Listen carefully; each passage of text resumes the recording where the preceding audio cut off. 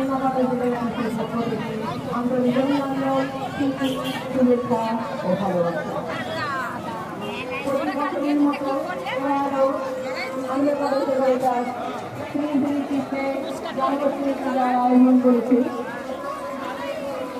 এবং সুবর্ণজয়ন্তী দিবস ছিল আজ চলছে। এই কেন্দ্রে সমস্ত দর্শনার্থী আর আগত ভক্তবৃন্দকে জানাই আনন্দবাজার জেলার পক্ষ থেকে আন্তরিক অভিনন্দন, প্রীতি, শুভেচ্ছা ও ভালোবাসা।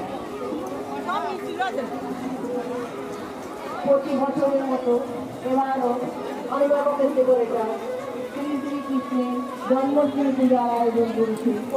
এবার সুবর্ণজয়ন্তী দিবস ছিল।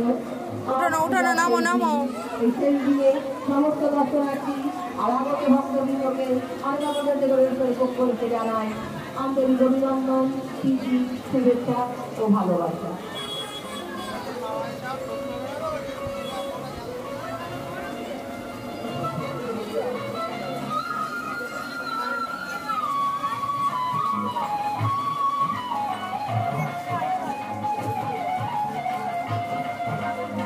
উঠো না, ওখান থেকে নেমে এসো, পড়ে যাবে।